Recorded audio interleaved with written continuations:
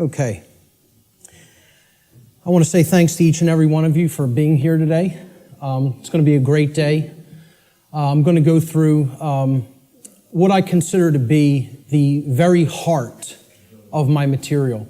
And people ask me a lot. They say, you put out a lot of material on your website. What is the main thing? If you had to tell me the main thing that I should check out if I check out nothing else that's up there, what would it be? And I always tell them the same thing. It's the material on natural law. If nothing else, that's the material that you need to understand deeply. So that's what we're going to be covering here today in an extended presentation format. I want to go through a few things before we actually get started. So I call this section Before We Begin. And the word begin is actually important here because that's really what this presentation is actually about. It's initiation. This is an initiation into really, really deep, esoteric material that has been hidden from humanity for millennia. So I just want to ask people before we get started, how many of you are new or relatively new to my work? By a show of hands, please. That's excellent. This is great. That is great news. I am so glad to hear that. Okay? What I actually didn't want is to come here and talk to a bunch of people who are already totally familiar with my work and have already heard it. So this is great, okay? How many of you here today feel that the human condition and life on earth for humanity right now is tolerable just the way that it is, by a show of hands? That's also pretty good, because if that was the case, I was going to say, there's nothing for you here today. There's the door. Okay? So that's good, that we're all hungry for change. One of the big complaints I hear about my work, when I check in on forums or something, or read some YouTube comments, many people will say, there's nothing new here. I've heard this before somewhere else. This person covers this. I've read this in this book. Well, ladies and gentlemen, I have news for you. There is nothing new here. I am not going to present anything new. I am not going to present anything that has not actually been in existence and will continue to be in existence. I'm not making up new material. I call myself, I would refer to myself, Art said it the other day, actually yesterday when we were having dinner. He said, I consider you an aggregator of material. And I love that term. I love that description of what I do. I am an aggregator. I bring things together into a tapestry and then help to explain it in simple and easy to understand terms so that people can readily absorb it, take it in, and then do something with that information. So you will not be seeing or hearing anything new here today, okay? As the old saying goes in all of the old mystery traditions, there is nothing new under the sun. And what that phrase actually means, many people don't know what that phrase means. It means that the truth, it is singular and eternal. Truth has always been here among us, and it will always be here. It is our perception that must be aligned with it. So there's nothing new you're going to hear today, okay? These are eternal truths that have always been here among us. Another aspect I want to cover before we get started is about my presentation style. This is another thing that I get a lot of complaints about, and it's something that I have no intention of changing. Okay? My presentation style has been described by some as extremely intense and at times even combative. This is a word many people will use to describe my presentation style. Some of you here today are very likely to be angered by some of the things you may hear me say during the duration of this seminar. And I say, so be it. That's okay. If you get angry, that's okay.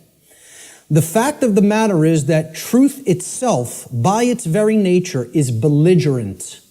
And I'll actually be putting up a quote to that nature later on in the presentation. The reason truth is belligerent is because it actually is at war. It's at war with the lie. It's at war with deception. It's at war with mind control. So truth can be belligerent. Many people don't want to hear it when they first encounter it. So I tell people all the time, I don't do this. I don't present this information, okay, to be liked. I don't do this to make friends, okay? I'm not interested in making a whole bunch of new friends. If it happens, that's great.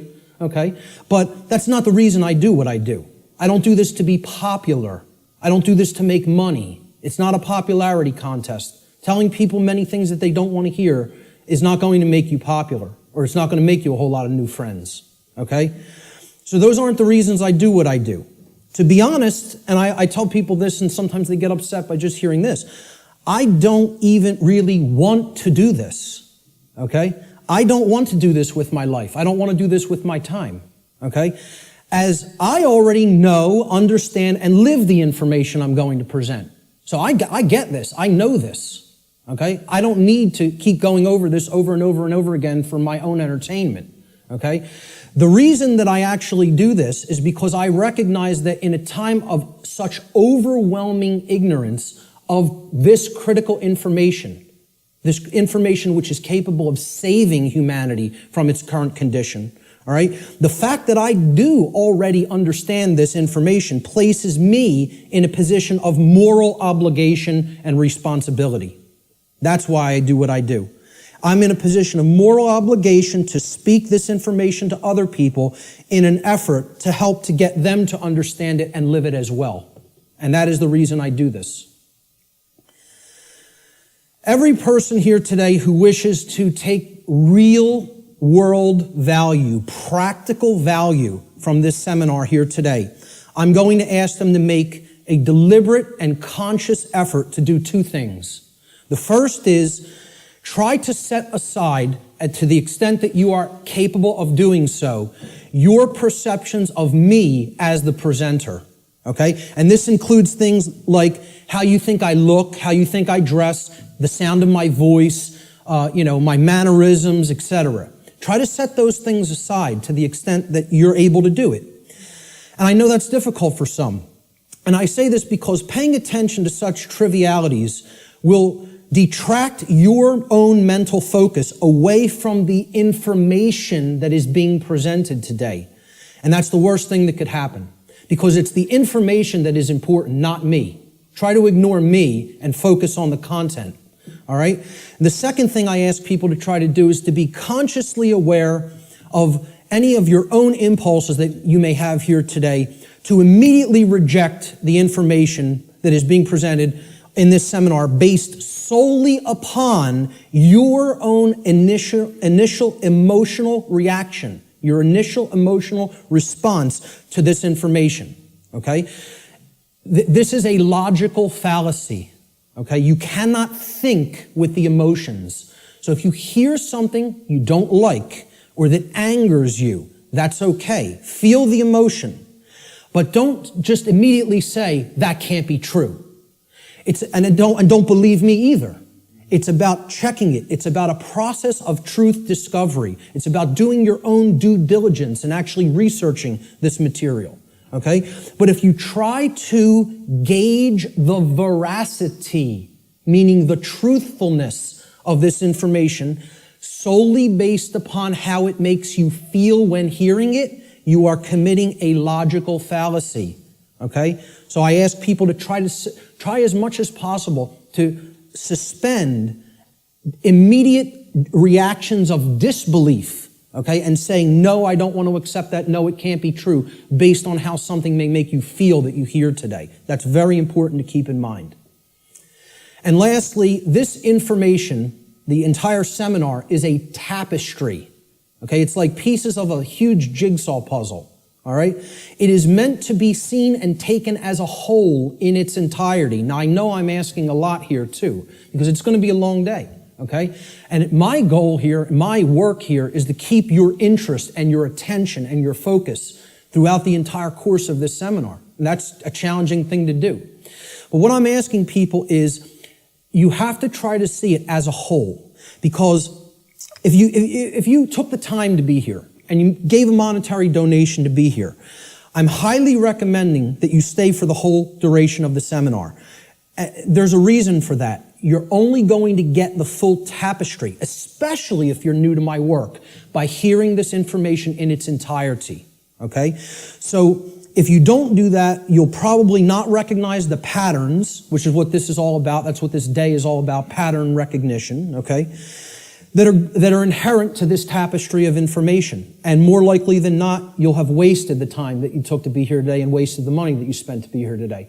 So I don't want anybody to waste their time and their money and their attention, and I don't think you do either. So that's why I'm asking people, stay for the whole thing. You'll get the maximum value out of this seminar if you stay for its duration. So with that having been said, let's jump into the material. This presentation is called Natural Law, the Real Law of Attraction, and How to Apply It in Your Life. And I emphasize that term, real law of attraction. Many people will be familiar with the New Age variants of the so-called law or laws of attraction. And this is going to differ quite widely from what people have heard in the New Age community and in the New Age movement regarding what the law or laws of attraction are. These are the real laws of attraction you're going to be hearing today and hopefully understanding today. So let's start in. The first section is about teachability, the teachability of the student, okay? How does a student place themselves in the best position to learn? An individual's teachability, or their ability to learn by way of being taught by someone else, is extremely dependent upon the open-mindedness or closed-mindedness of the individual being taught. Low teachability derives from arrogance and rigid skepticism. But it also derives, low teachability also derives from naivete and gullibility. High teachability, on the other hand, derives from a balance between healthy skepticism and an open-minded willingness to learn and change. So we don't want rigidly skeptical people, okay, that don't have an open mind at all. And we don't want naive and gullible people that will accept everything they're told. We want to strike a balance between these two modes. This is called a teachability bell curve. Okay? And down here is the mental state of the student, whether they are, and it goes from arrogance, cynicism, skeptical nature, a teacher, a student, and then up to being trusting, then being gullible, and then being outright naive. Okay? So that's the whole spectrum of teachability. The best position to learn is up here at the top of the bell curve. This means you will learn the most if you are here. And that means you're in the balance between teacher and student. It means that you're somewhat skeptical and you're also somewhat trusting. It means that you're able to hold a proposition in your mind without accepting it or rejecting it immediately. It means you will consider the information with an open mind, okay, somewhat trustingly, but also somewhat skeptically. All right? That's going to be the mental state we want to attempt to keep during the duration of this seminar, and therefore you will be in the best position to learn. Of course, as we already said, the poorest positions to learn, the things that, if you're in these mind states in arrogance and rigid skepticism and naivete and gullibility, you're not going to take very much away from this seminar. Okay? So we want to remain at the top of that bell curve if at all possible. Human beings should consider with great care where their information comes from, the source for the information. And this is because by refusing to present certain information and by influencing people to dismiss, to dissuade them from looking into certain information because they're telling you that it's unimportant or unnecessary to consider, many modern institutions like media, like so-called education institutions, are seeking to actually control human perceptions, or let's call it outright what it really is, to control the mind, okay? And therefore, to limit what human beings may even come to understand, and therefore by limiting what they are coming to understand, they're actually limiting what they're able to do, what they're able to change, what they're able to create in the world, okay? So you have to be skeptical of where your information comes from. And that's why I tell people at the very beginning in my lectures, do not believe me. The worst thing you could do is believe what I'm telling you. You need to look into it for yourself. And most of all, you need to do personal introspection to really feel inside of yourself whether this information resonates with truth. Everybody has that intuitive capacity. That also has to be turned on and engaged and used. All right? If anybody is coming to this seminar from the perspective of modern, organized, institutional bodies, meaning political thought, political agendas, political organizations, religion, religious thought, religious organizations. I'm talking about organized religion here, okay? What I call scientism, not real science, but scientism. Science as set up by institutional bodies to be rigidly skeptical belief systems that blot out anything that could possibly say anything to the contrary of their pre-existing beliefs. I call that scientism. Okay? And of course, the New Age movement, which you could group that in with religion. It's just it's for those who don't fall into the religious mindset. This is an alternative religion proposed for them, and they call it the New Age movement. And I tell people, please don't think this is going to concur with any of these belief systems, with any of these boxes for consciousness. This presentation is going to shatter these boxes. It stands outside of all of these because these are limiters for perception and thought. They want to place everything in a box, say nothing outside of this box is fit for human consumption, so do not go there. And as a result, they act as a mind control influence. The other and biggest limiter of the human perceptions and the mind, and ultimately of our behavior, is money itself. If you want to talk about the biggest religion, if these other religions aren't big enough and powerful enough for you, there's the one that is the ultimate power in the world, the ultimate religion, the God of this world, if you will. Okay? So what I'm basically saying here is if you're already in a mindset approaching the, let's call it the discovery of reality or the exploration of reality from any of these perspectives, you will be sorely disappointed here today by what you're going to hear. Because the information here falls well outside of any of these institutional limiters for consciousness. Okay? The requirements for creating change and the role of knowledge. Let's talk about these concepts for a moment. Human beings everywhere say that they want certain things in their life. And they say that they want certain things to be present for all humanity. Okay? We say we want certain conditions to be present for ourselves and our species as a whole. And we say we want things such as happiness, health, peace, prosperity, freedom, etc. And all these things are great things to aspire to. And we say we want them. Most people will say and tell you we want these things. All right? However, I don't really feel that they're truly being honest with themselves. Okay? They'll say they want them, but then when you tell them, well, those aren't automatic conditions. They don't just magically manifest. Okay? There are requirements for obtaining these conditions. Okay? And people wouldn't say they want these conditions if these conditions were already omnipresent. Right? They're saying that they want something because they don't have it at all, or at least in fullness. Right? So when you tell them there's requirements for obtaining them, many people will say, oh, well, I may not be willing to go there. I may not want to exert that much effort. And they believe that somehow they're going to magically get these things. Right? Well, this is what the real laws of attraction are about. It's explaining conditions that you want don't just automatically manifest by thinking of them or just having a feeling about them. This is a New Age deception. There are requirements for obtaining the conditions that we say we want. Requirement exists in nature. It does exist. If you want something to be different than the way that it already is, than the default conditions, then requirement exists. If you're okay with things being the way that they are now, requirement doesn't exist. There are no requirements to creating change.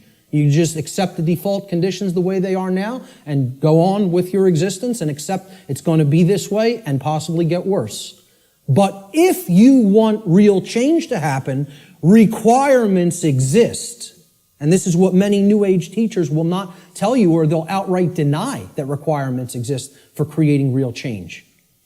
Specific requirements exist in order for human beings to obtain the conditions that they say they want. If the requirements for obtaining those conditions are not met, those conditions do not just magically manifest by magical means automatically. That's not how it works, folks. And that bursts a lot of people's bubble right off the bat. This is a key concept to understand.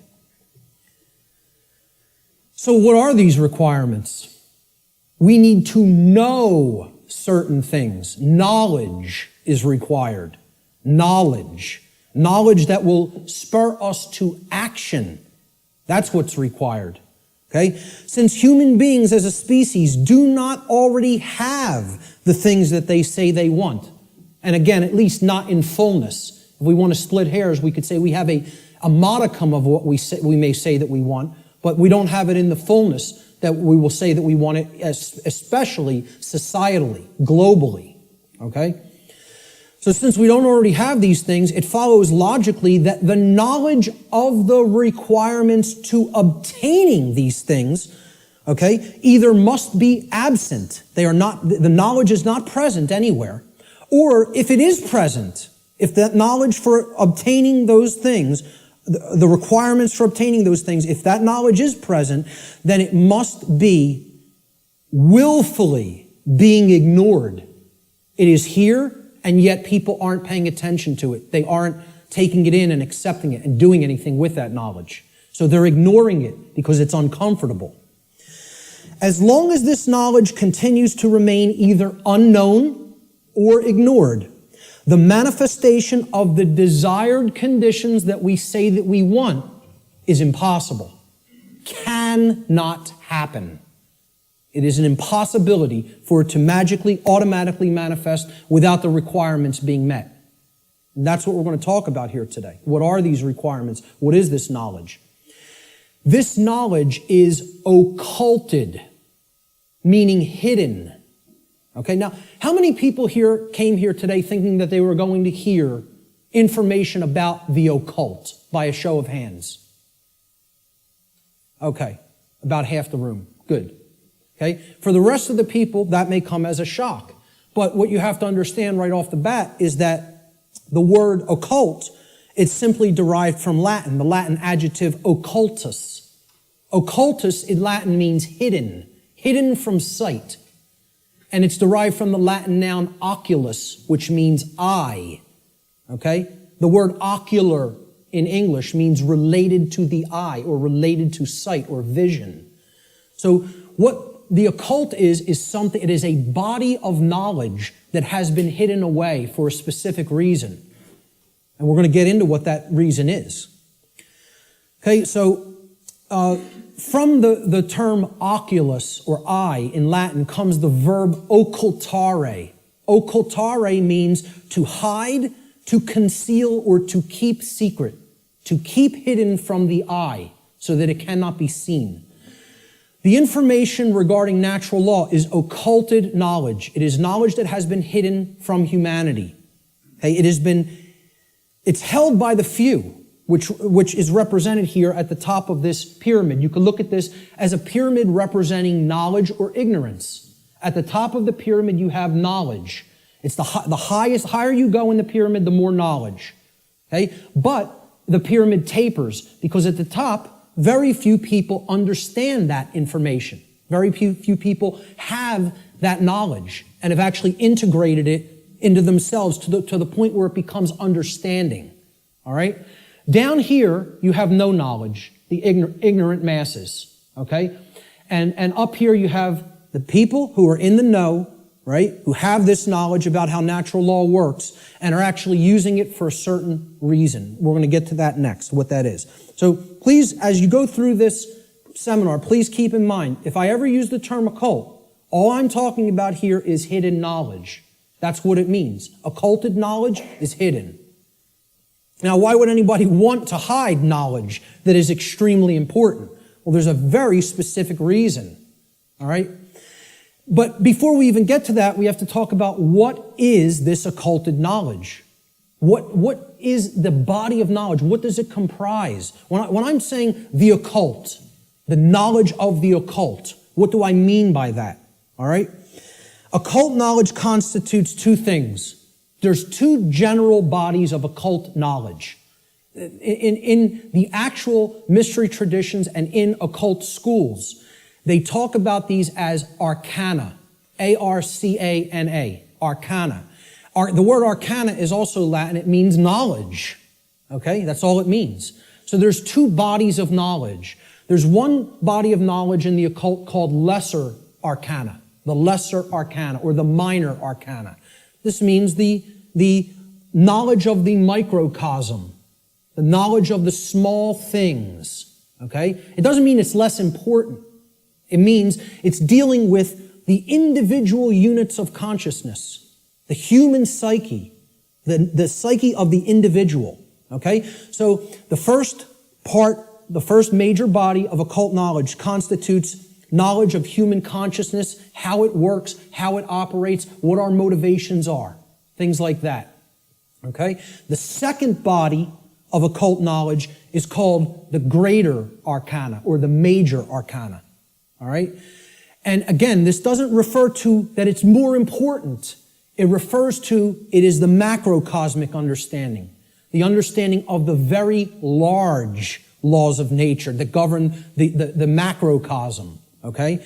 So universal laws are part of the greater arcana of occult knowledge. And what I call here today, under the umbrella, the term natural law, falls into that second category of greater knowledge, the greater arcana of occult knowledge, okay? And what these natural laws are unseen and universal spiritual laws.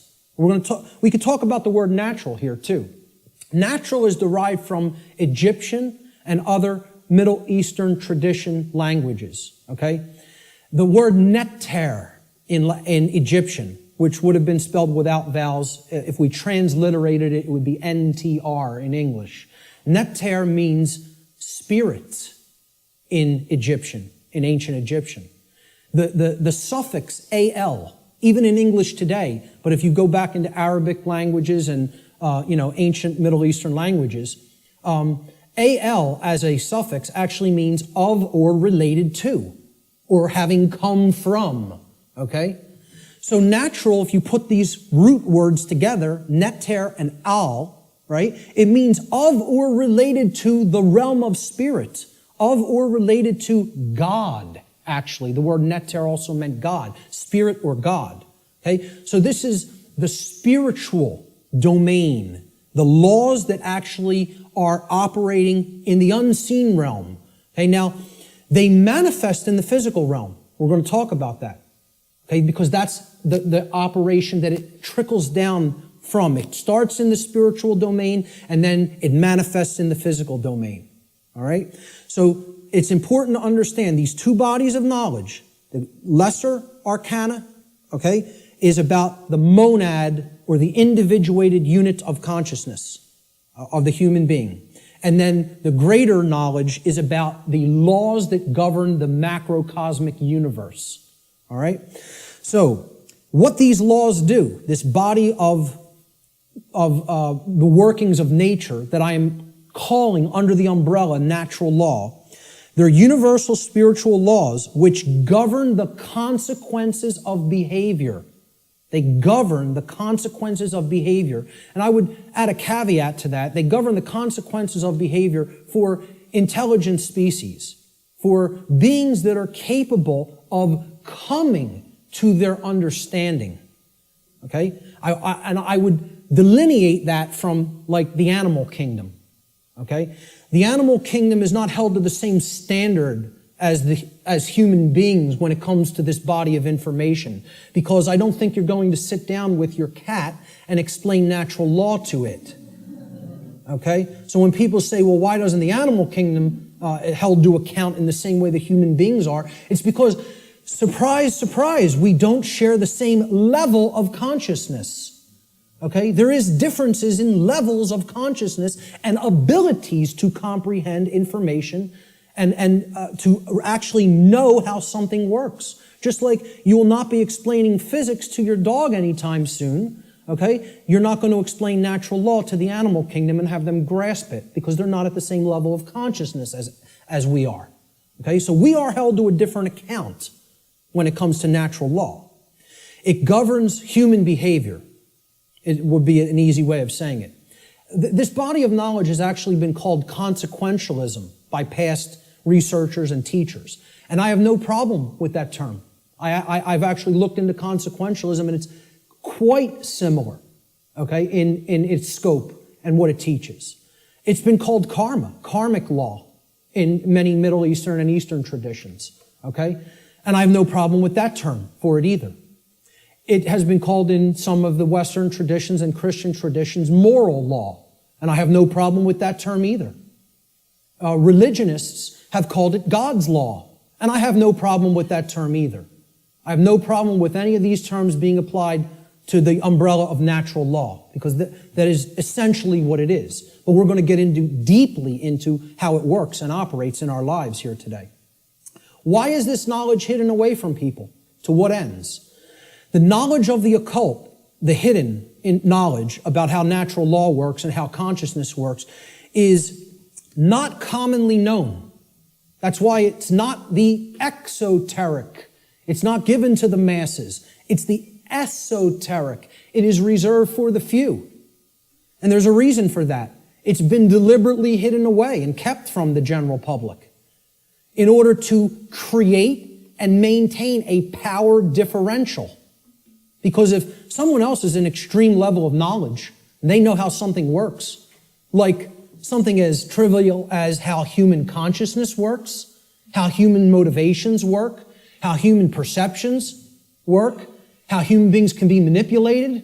If somebody has deep knowledge of that information, and there's a whole bunch of people over here who have not one iota of how that works, what kind of a number do you think somebody can do on people like that? See, the way I ask people to look at this is real simple. Imagine a very, very, very advanced psychologist at the top of his field, wrote all the textbooks, okay? And he's got a house out in the burbs. He comes into the university. He's got tenure, okay? He's got the trophy wife, the house out in the suburbs, the 3-car garage, driving the Lexus into work at his tenured job. And he finds out that his trophy wife is having an affair because she's bored. She's not satisfied with him at home. And it's maybe the 19-year-old, captain of the local high school football team or something. He's a senior. He's a star football player, right? The jock, yeah. And she has a fling with him. Well, what if he decides, I'm going to become buddy-buddy with my boy here after finding out about his wife's affair? And this kid, this punk, who's cheating on, my wife's cheating on me with, he knows nothing. He doesn't study the mind. He doesn't know anything even about himself. He watches TV 6 hours a day, plays violent video games, is obsessed with football, What kind of a number you think that psychologist can do on that kid? Total number. That's the answer, exactly. That's right. He could do a total number on him. He can gain his confidence. He can get into his head. And I guarantee you give him a little bit of time, he could screw up his life based on what he knows and how he would be able to manipulate based on his hatred of that person. Well, guess what? That's the position humanity's in. We're that punk jock. And I'm not saying we necessarily did something to deserve it, but we're in that same position where the people with this knowledge at the highest levels, they hate us. And they're doing a total number on us because we don't have this knowledge. And until that changes, don't expect the playing field to be leveled. Expect it to get worse. Okay? The knowledge is hidden to create and maintain a power differential. between those who hold it and those who are ignorant of it. It's that simple. The knowledge of natural law and its operations constitutes what I call the most deeply occulted or hidden information that exists on this planet. You will not find any more hidden information. This is the thing that all the distractions are there for, to keep you from learning. The endless trivialities, the nonsense you hear on the news, all the video games, all of the nonsense television, the sports, it's all there to keep people from understanding this. And I can't get you to accept that or believe it, and I don't ask you to believe it. I'm telling you that's what they're trying to, from my years of being inside occult traditions that are very, very dark. I'm telling you, this is what they don't want you to know. From firsthand experience. How many people here today know that I was involved in the dark occult in my past? Good. Great. Okay. The powers that be want to seek to keep this information hidden from the people of the earth at all costs, because understanding this information about natural law will level the playing field and put an end to the currently entrenched systems of control that are operating on the earth. We should very clearly make a distinguishment between nescience and ignorance so that people fully understand the difference between these two concepts. How many people even have heard the term nescience? Very few. This is a word that has practically been sanitized from colloquial English, practically been sanitized from the English language. And there's a reason for that too. There's two contexts to not knowing something. The first context is nescience. Okay? Nescience comes from the Latin. The prefix ne in Latin means not or not present or absent. Okay? And then sciere in Latin means to know. It's where we get the word science from. Okay? So you put them together, and nescience, it actually, those two roots form another word, nesciere. Nesciere in Latin means not to know, to not understand. But there's a connotation to it. It means to not understand because the specific information that you may be having a desire to understand is completely absent. It is not present, and you cannot actually aggregate that information. You can't bring those pieces of grammar together to form the sentence. Okay? It's not present. Okay? So you don't have it at all. It's unattainable. This should be clearly delineated from ignorance. Now, nescience is not someone's fault. The information just isn't there.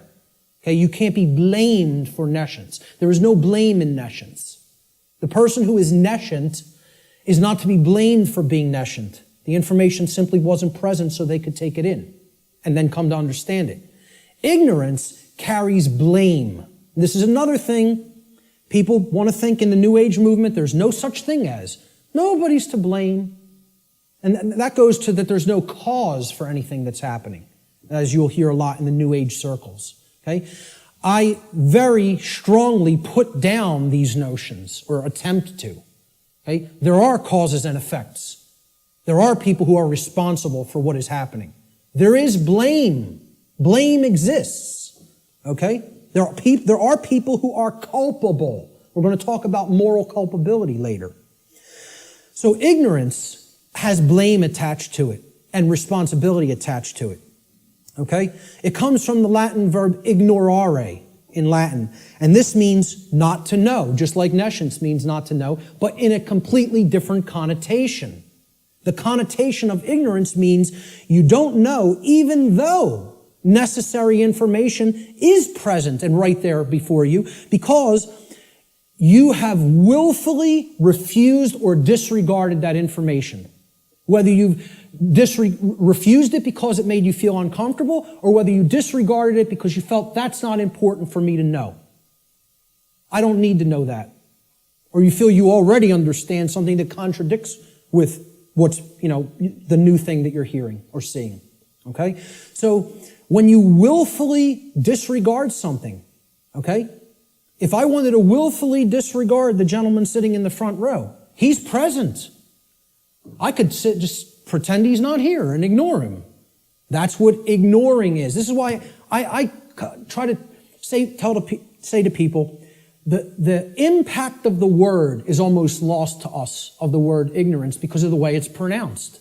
I tell people, start pronouncing it ignorance. Ignorance. Then people will hear the word ignore in it, and the connotation becomes clear. It means you're ignoring it. Ignorance. Okay?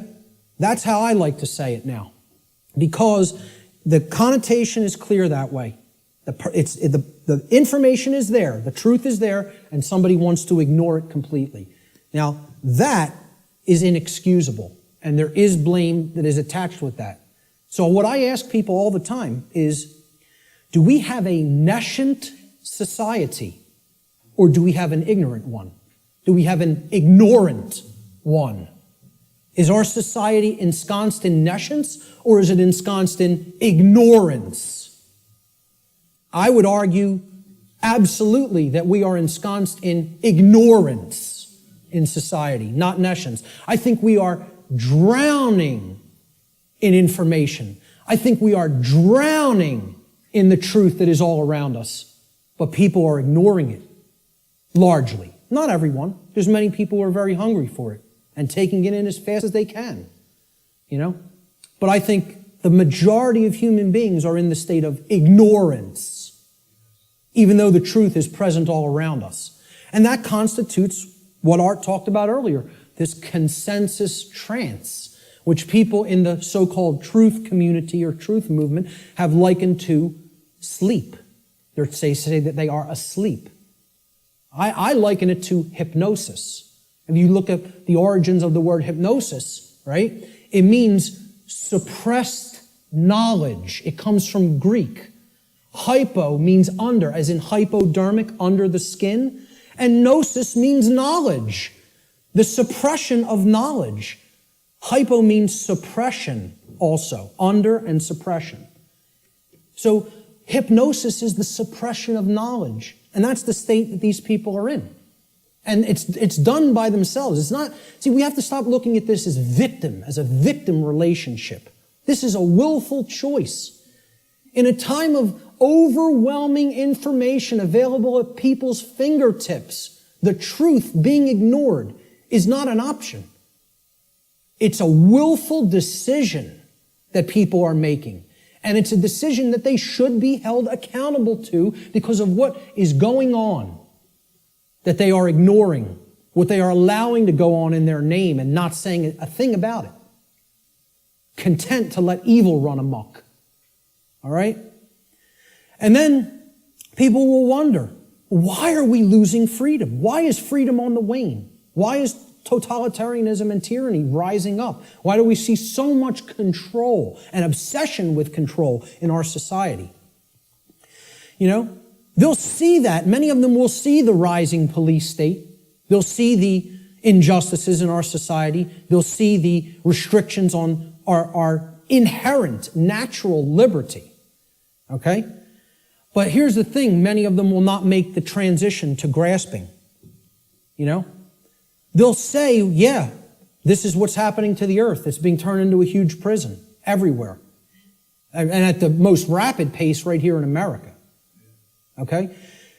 And they'll see this lock going onto the cage. But the question that they never get to, they don't even get to the question, let alone the answer, is why?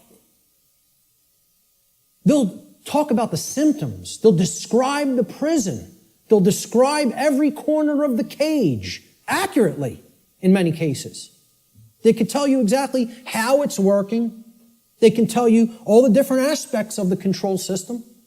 But they can't tell you why it's actually going into place. Why is that happening? Well, that's what this presentation answers. Why are we losing freedom? And it gets to the actual heart of that answer. So what this presentation constitutes is a master key that unlocks all the locks to all the doors on all the cages in the prison, if it is accepted. And once again, I don't tell you that belief is required for that, because truth is always present. It's always here. It's a matter of, will we perceive it as being present, acknowledge it's present by stop ignoring it, okay, and then accept it into ourselves, and then do something with it. Understanding is not the end. Taking in the knowledge and understanding it is the beginning. Action is required. See, knowledge is required, understanding is required, but then action is finally required. Above all, if change is to be created. And that's how the laws of attraction really work.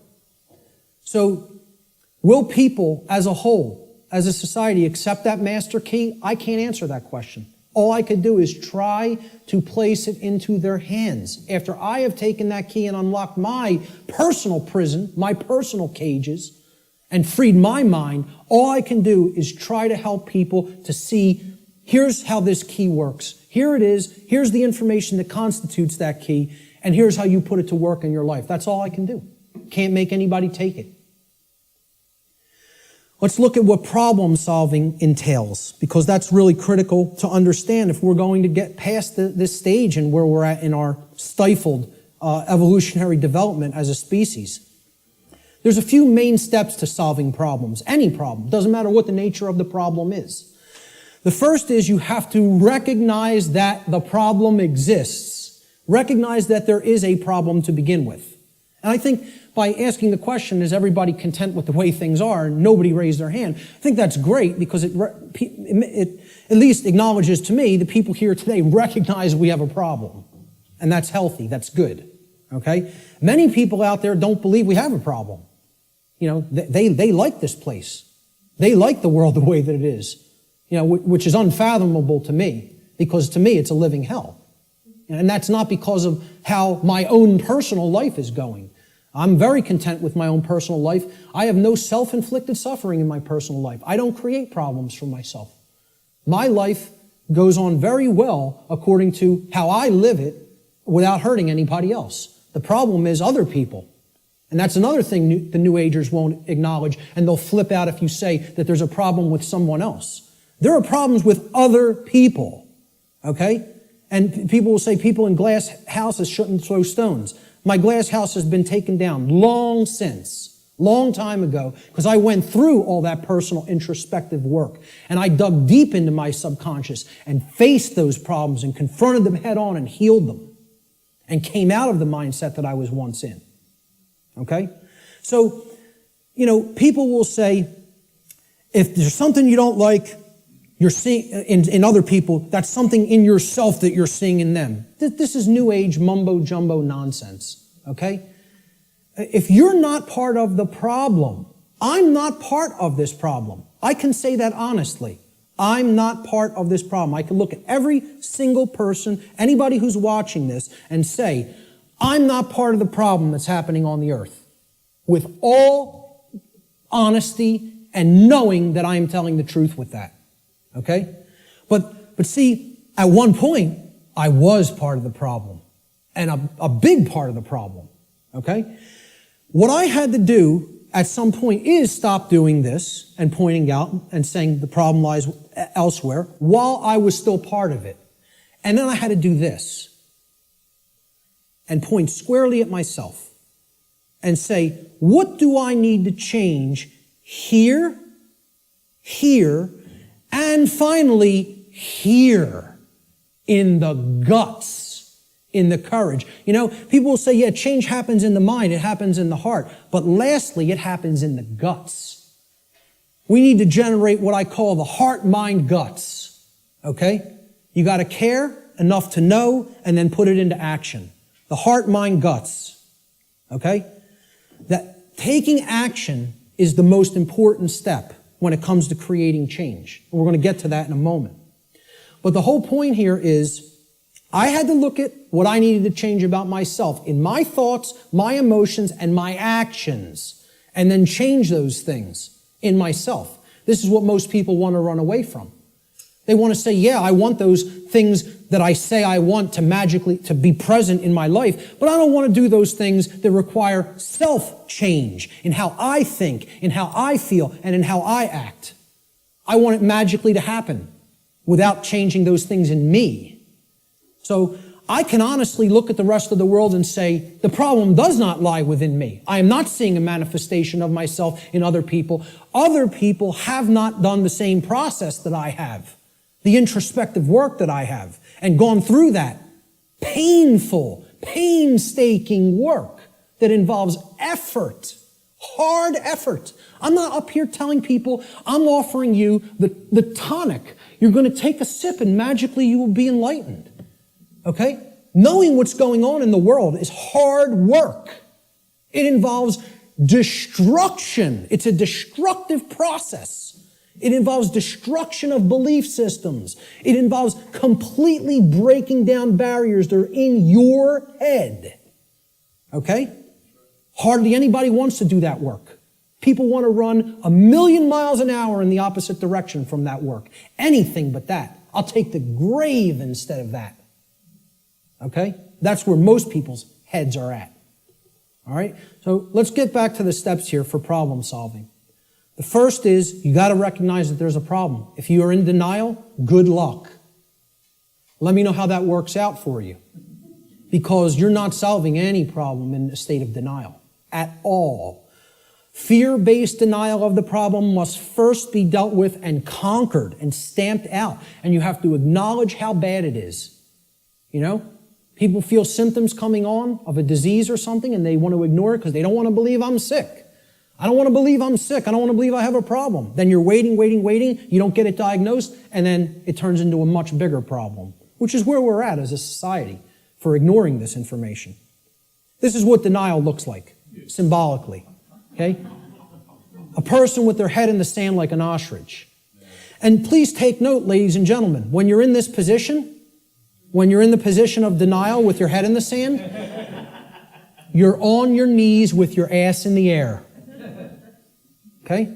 I almost say it's amazingly synchronistic that the human body was designed like that. That in order to put your head in the sand, symbolically, so to speak, you have to be on your knees. Okay? And that's where most of our society is at. They're on their knees. And in that state of denial. The second step to problem solving is to recognize that the symptoms that are being displayed, the symptoms you are seeing, are merely effects of underlying causal factors. You can't treat symptoms and solve a problem. It's not possible. That's not how problem solving works. You have to get to what caused the problem. Okay? Instead of simply treating symptoms, make an accurate diagnosis of the causes of the problem. So what does the word diagnosis mean? Diagnosis comes from Greek. The preposition dia, transliterated there in the parentheses, you see it in Greek script. Okay? It means through or by way of. So by a method, by a particular method. All right? And the second part of diagnosis is the Greek noun gnosis. Gnosis means knowledge in Greek. So what a diagnosis means is through knowledge or by way of knowledge. You're going to solve the problem by way of knowledge. There is knowledge that acts as the requirement to solving the problem and getting what you want. And here's another thing, and I'm going to keep going back to this. It's going to be like an undercurrent in this. Because the New Age community, I'm going to become a more outspoken opponent of New Age ideologies. Because they are lying to people. Whether it be through direct, willful deception, or whether it be through useful dupes and useful idiots. They are telling people things that are completely inaccurate to how things really work. All right? Because they want to keep people suppressed and non-active. They want people in acceptance mode of everything. Accept, never rebel. Okay? Don't take action. Just observe. Just watch. You'll hear all of these things in the New Age movement. Okay? The reason I bring it up is because when you even say the word knowledge to some New Agers, they almost take offense. Because what the New Age is becoming is the new modern day variant. It's a new form of what's known as solipsism. We're going to get to what solipsism is in a little while. Okay? But essentially, people don't want to hear that knowledge is what is required. Because the attainment of real knowledge, not pseudo-knowledge, real knowledge, requires work. It requires effort. It requires reading. It requires listening. It requires watching. And you know what most of all it requires that people don't want to give up? Who can tell me? Time. Thank you, sir. It requires time. There's one of the currencies people don't spend, on many things that they don't feel they can get immediate gratification from, which is why immediate gratification is so stressed in our society by the control system. That's what keeps people in their ignorance. So a diagnosis means if you're going to get well, you got to have the knowledge of the underlying causal factors that led to the creation of the symptoms. You're not going to treat the symptoms and get well. You got to have the knowledge to get to the causal factors, to find out what cause put this into effect. And we're going to talk a lot about cause and effect. The third step to problem solving is, through the knowledge that you've acquired now, via making an accurate diagnosis of the problem of the causal factors, right? You're going to then put that knowledge into action. Understanding what created the problem is like step 2, right? Stop being in denial. Understand what caused the problem. Act on the knowledge you now have to solve the problem, to make it right. Okay? So action is required. We make the diagnosis, then we have to take the required action necessary to rectify or to set right, which is what the word rectify means, the causal factors that led to the manifestation of the problem. Let's talk a little bit about the concept of what truth is, how I refer to truth in all of my work. Because people have a real deeply mystified concept of what truth is or what it means. They'll get into all these really deep abstract discussions of the mind of God and, trying to get into quantum theory and everything. This is mystification of the concept of the truth. And we have to demystify it. We have to bring it down to real simple, easy to understand language that anybody can comprehend. And then really completely delineate that from perception of any given thing. Because the two are not the same. When people say perception is reality, nothing could be farther from reality than that statement. Perception is not reality. Okay? It is just what it says, perception. Seeing through, perceive, to see through something. Like a lens or a filter. Okay? I perceive things differently without these glasses. That's one perception. When I put them on, I perceive things quite differently and more clearly. Okay? Well, that's how human perception works, like a lens. It's a filter. Okay? But what's there is the same thing. What's there is the same thing. All that changes how I perceived it. All right? So let's look at this concept. Truth is objective. That means that it's not dependent upon the perceptions of human beings. No one wants to hear that. That is a direct assault, a direct frontal assault on the human ego. Because everybody wants to hear, my perceptions are important. And we want to also believe my perceptions are accurate. Okay? Now people will say, well, what makes you say your perception of this topic is going to be accurate? That's because I went through the process of having to admit over and over and over and over and over again, endlessly, how wrong I was about my former perceptions. I went through that destructive process of breaking down my former belief systems, of breaking down my former emotional patterns, of most of all, changing my behavior. That's the thing that's the most destructive because we get attached to our behaviors and patterns. So asking people to change, I recognize it's not easy. It took me probably about 8 years of my life to do it. Most people don't want to spend a minute on creating personal change, let alone 8 years. And, when I look at myself, in all honesty, again, none of this is to sound egoic or to toot my own horn, but I look at it like I was a mild case of ego entrapment, a mild case compared to where I see other people at. I feel like I was the, very brittle stone that just needed to be hit with a chisel a few times and it broke into powder. Other people are hardened granite or diamond. To break them down is going to take enormous effort and work. And most of them don't even want to do it. They're so calcified, they've been so compressed into that hardened state that they don't even want to start. So I realize telling people your perceptions are not what really matters, that truth isn't based upon how you perceive things, that it's independent from your perceptions. Most people don't want to hear that. They don't want to hear that. Human beings' perceptions are capable of wavering. They can waver slightly from the truth, and they can waver wildly from the truth. All right? What truth is that which does not waver. It doesn't move. It's that which is. It doesn't matter what anybody thinks about it. It doesn't matter whether anybody believes it. It doesn't matter whether anybody knows it. It doesn't matter whether anybody sees it. It doesn't matter whether anybody wants to see it. It's there.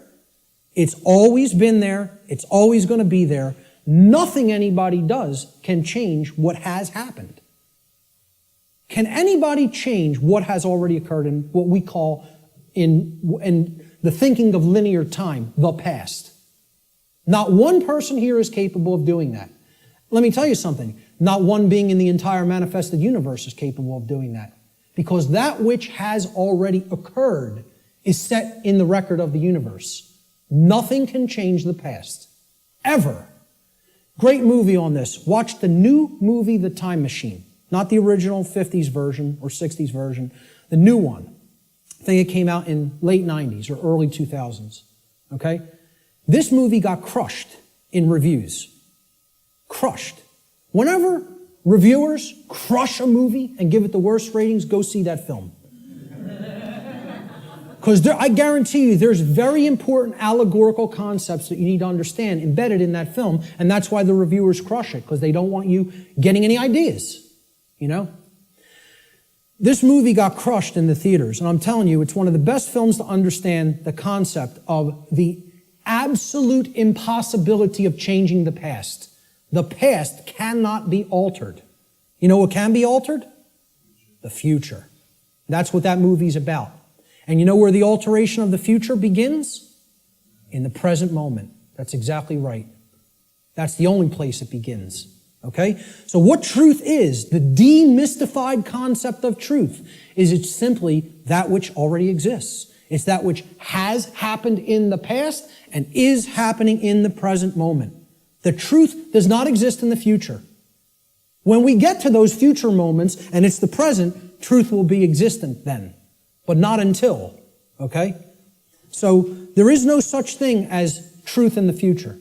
Truth is that which has occurred in the past and that which is occurring in the present. It is simply that which is and that which has been.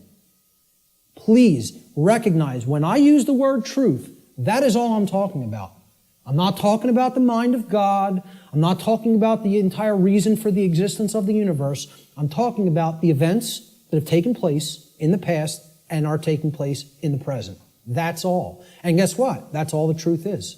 It doesn't need to be any more complicated than that. Okay? You want to make it more complicated than that, call it something other than truth so as not to confuse people to what truth really is. Truth versus human perception. Okay? Now, I want to ask people to imagine, see these white lines? Imagine these white lines that do not waver as truth. And imagine that the perception that is set against the truth, we're going to take three different individuals.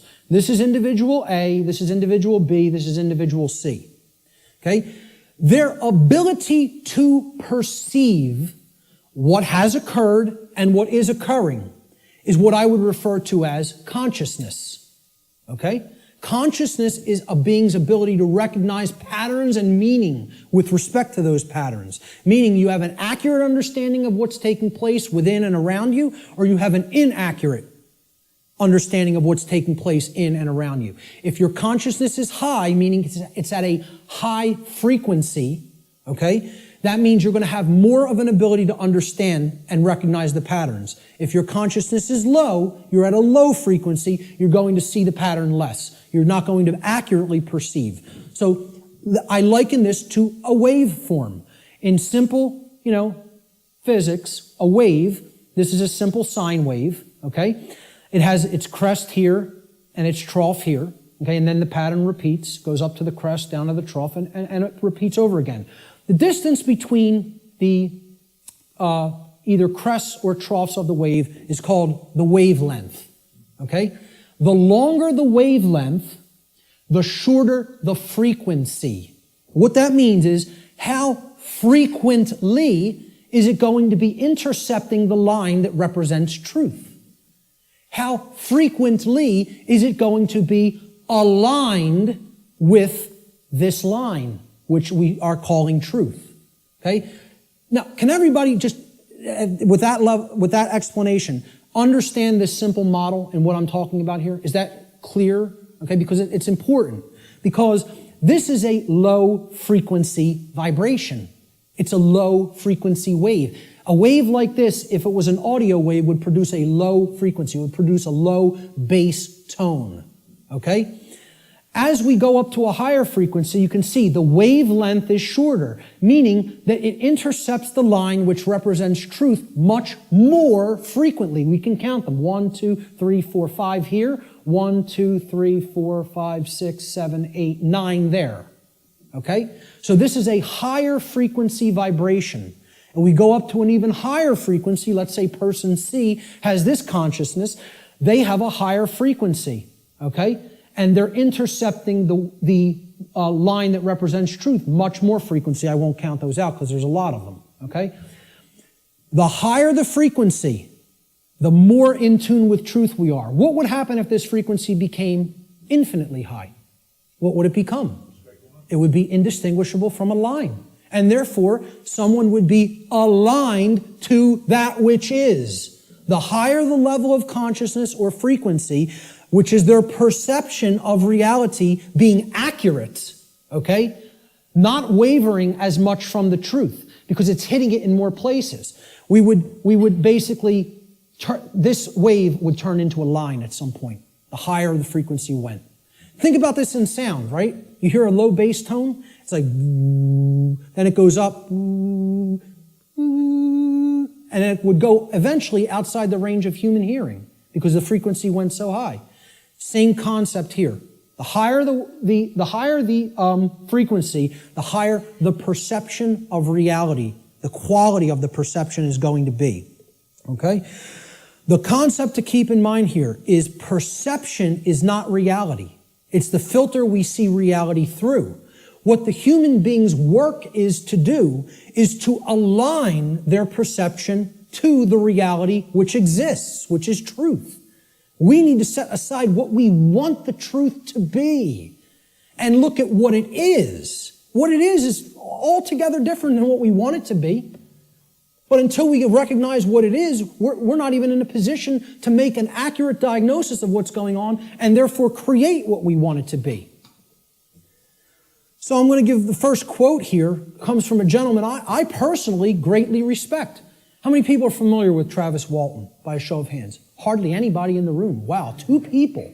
Amazing. And I know Barb is in the back because we've met him personally. I spoke with this gentleman at a conference last year in 2012. And I just want to say, I just think he's a totally genuine individual. I don't care what anybody thinks of me saying that, okay? I believe him. Do I know factually that what he claims happened to him did? No, I do not. But I believe what he is saying for a reason. when I am around somebody, especially for any length of time, I think my intuition is good that I can get a feel for their heart. Okay? And when he's telling you stuff, it's very consistent. And in his book, he asks people, you need to listen to my whole story, suspend your disbelief for a minute, and then do your research and then make a judgment call. Do you want to believe me?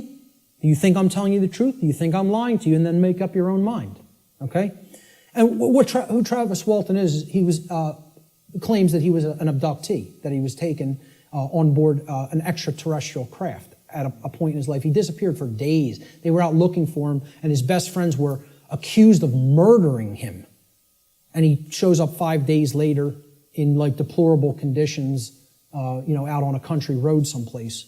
But anyway, again, I spoke with him back in 2012. I just bumped into him again. We were just at a conference. I'm bringing this up for a reason. We were just at a conference in Philadelphia where he spoke. And this quote, I feel I would start, if I was going to quote somebody, I was going to make this like the first quote in the presentation today. Travis Walton says in his book, which is called Fire in the Sky, he said, I have come to realize that the biggest problem anywhere in the world, the biggest problem anywhere in the world is that people's perceptions of reality are compulsively filtered through the screening mesh of what they want and do not want to be true. Now, when I read that in his book, I got chills up and down my spine. Because I said, this meshes exactly with what I'm talking about in my section, in my presentation called Truth versus Perception. And he's encapsulating it in a sentence perfectly. All right?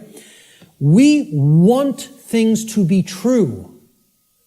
That doesn't make it so. That's not what makes truth the way that it is. What makes truth is the way that it is what behaviors were taken and what is the actual effect in the manifested world. That's how things are. Okay? It doesn't matter how we want them to be.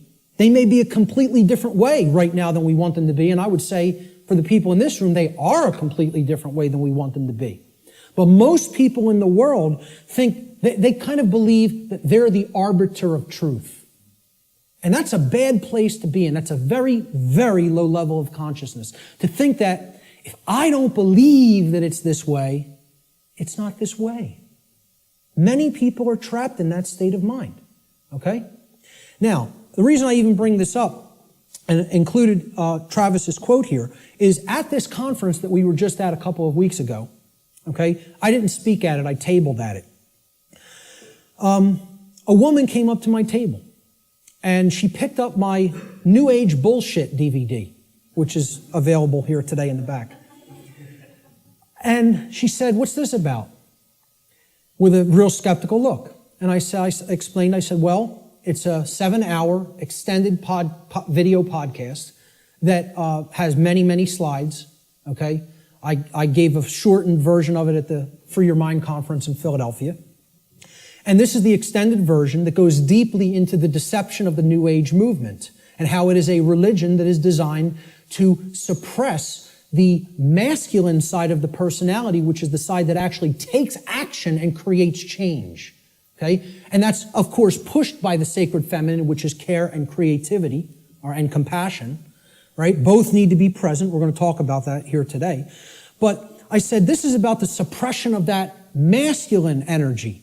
And that's what the New Age movement is about, the suppression of the masculine, right? So I said what the New Age religion wants to teach people is just accept everything the way it is, no matter how unjust it is, no matter how deplorable the conditions are, no matter how much evil is taking place in our midst. Accept it. That's the New Age religion. And here's what she said. That's exactly how I am. I just accept everything. I don't make any judgments on anything that occurs, no matter what it is, no matter how it's perceived. You want to perceive it as evil? That's your judgment. I said, yes, it is my judgment. You know why? Because it's evil. It really is. There is such a thing. I said, and you're content to let evil run amok and take this whole world because you don't want to act. Because what's really there is cowardice. That's what it really is. Okay? And she didn't want to hear that. She said, I prefer not to see it that way. Now, align this with the quote. I prefer not to see it that way. Okay? And I hope by some miracle she happens to see this presentation at some point. Okay? And, in hindsight, I didn't say this to her on the spot, but I thought about it for a little bit the next day. And what I should have really said is, no, you prefer not to see, period. That's the truth. Okay? So I prefer not to see it that way means, no, I want to ignore reality. I want to believe what I want to be true is the way that it already is. And this is what the New Age hoax is peddling to people. Okay? So, great quote that I thought accurately sums it all up. See, this woman also told me that she is a follower, quote unquote, of the New Age ideology that is referred to as the Course in Miracles. How many people have even heard of this? A lot of people, okay? You know what that is? It's called solipsism, wrapped in a nice, neat new package. Solipsism. How many people are familiar with the ideology called solipsism? Good. More than I would have thought. Most people have never heard of this, okay? Solipsism is a completely egoic and destructive ideology that has absolutely no bearing or resemblance to truth in any way. And the people who are solipsists are mentally ill. I'm not even going to provide any evidence of that. I'm telling you, you need to research this religion and sickness for yourself. It's a mental illness. A solipsist is a mentally ill person who should probably be somehow removed, segregated from society, and institutionalized until they are made well, because they are a destructive influence on society. This is what I focused on podcast number 1 of my podcast series and radio shows. I went into the ideology of what solipsism is and how destructive it is and how it's a religion. Okay? What this is, well, first of all, let's look at the word. And you'll notice I'll be breaking down words all day long. Because if you don't understand where words came from, you don't really understand what they really were intended to mean. Regardless of whatever connotation they may have taken on in the modern world, the intended meaning of the word, the original meaning, is derived from its etymological derivation. You need to go into the ancient languages, Latin and Greek roots and other languages, Germanic, Arabic, etc., and you need to break down the words from their etymological origins. Then you will understand their real meaning. And I'm telling you, you do this, and the top of your head will blow off by what you will find, by what words we speak on a daily basis actually mean. And we have no idea what they mean. Okay?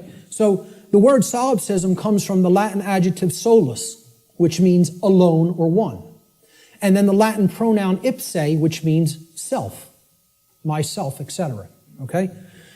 The ideology of solipsism is that nothing exists outside of me. I'm the only being that exists in creation. Or essentially, it's another way of saying I'm God. Okay? That my perception is the only real perception and no one else is here. Now imagine that. Now, what I'm essentially telling the audience here today is your perceptions are not the truth. You have to work to align your perceptions with the truth. That's damaging enough to the human ego, okay? If I just said, none of you exist, I'm only perceiving your existence, I'm the only one who exists, imagine how egoic that statement is, and actually how demoralizing it is to other people. You're even telling them, I don't even consider that you exist. That's what a solipsist is. They believe the universe is a big illusion created somehow for their amusement. And that there's no objective reality, that you don't exist, you don't exist, you don't exist, you don't exist. I'm the only one who exists. And that's not mental illness. We don't diagnose that as mental illness. Okay?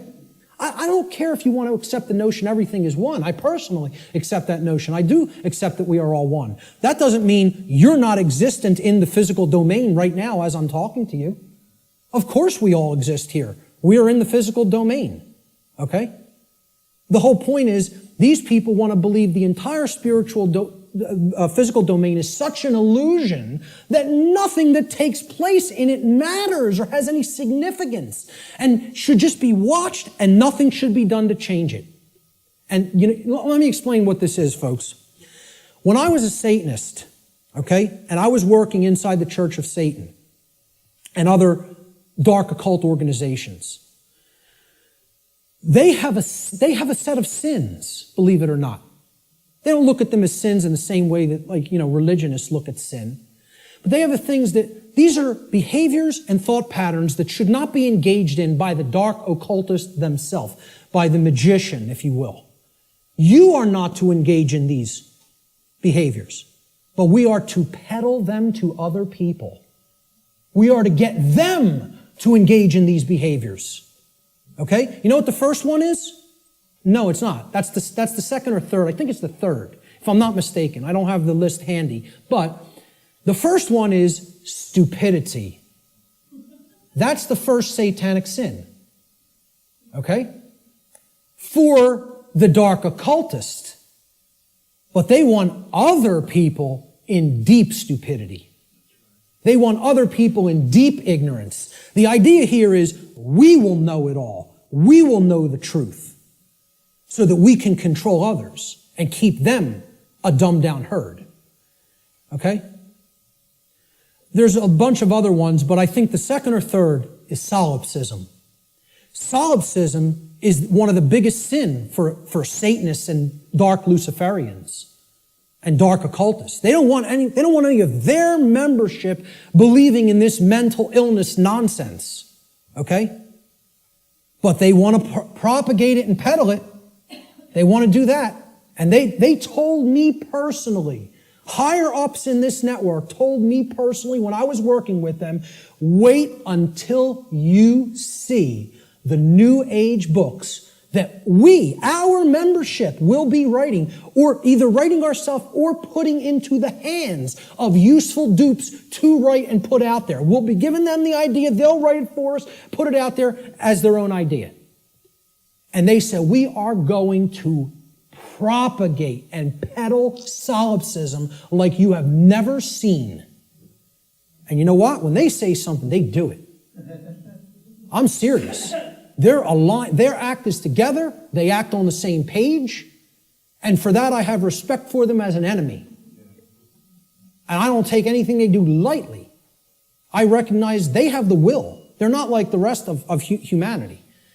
They align their thoughts, their knowledge, with their version of care. It's not like our emotionally based care, but they care about what they're doing, and then they act.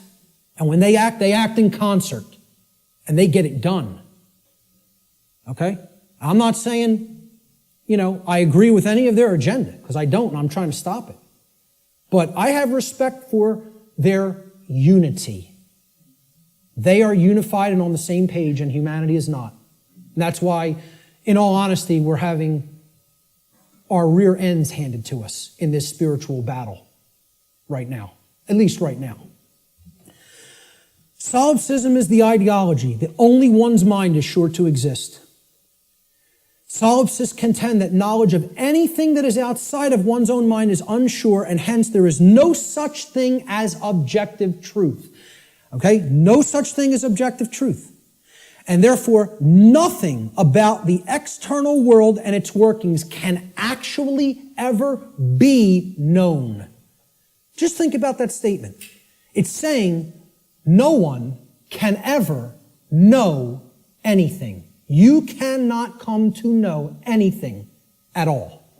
There is no such thing as knowledge. So what I would say to somebody who's following the quote-unquote Course in Miracles, or Course in Solipsism, or Course in acceptance of all forms of evil in this world, is you can't know anything by reading the Course in Miracles, because nothing can be known. Why would a solipsist ever pick up a book? Why would a solipsist ever watch anything, any video? Why would a solipsist ever engage in a conversation with another human being? Tell a solipsist you can't know that you're going to fall off that cliff, so why don't you go try to walk over it and see what happens? Because you can't be sure of anything. They won't do that, though, you know? The whole point here is this is a religion. This is a New Age religion. And I'm telling you who it's peddled by. It's peddled by the occultists who have the knowledge of how natural law works and are trying to put out whatever ideologies they can, destructive ideologies they can, to get people not to understand it. Or to even go so far as to believe that nothing can be understood. Why would you bother to look into natural law? Nothing can be known. It's unbelievable that anybody would be so gullible and naive to fall into this mindset. Let me just tell you what it really is. It's a person who has given up on life. They feel that it's so difficult to know anything and they don't want to do the work to come to that level of knowledge that they've just said, I don't believe it can be known. That makes me feel more comfortable in my ignorance and laziness. That's the truth about what solipsism is. Okay? And that's the truth about my friend I bumped into at the MUFON conference. And I'd say that to her face. Okay?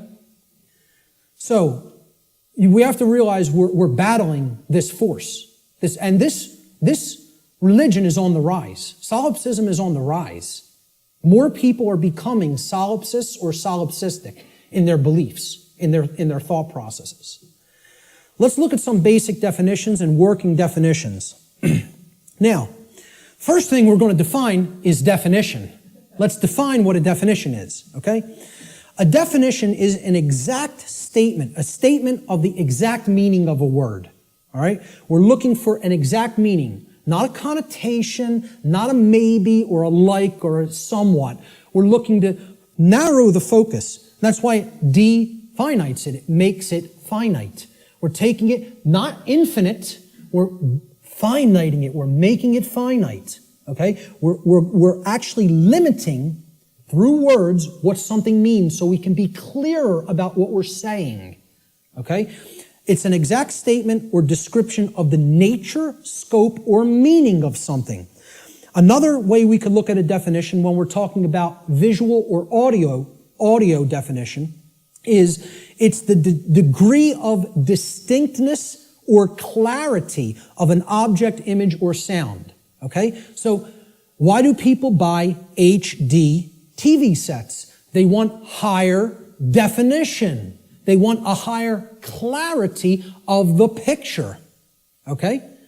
If you have high definition audio, for audio files, they won't accept anything but high definition audio because in comparison to low def audio, the clarity of the sound is very good. It's much better, okay?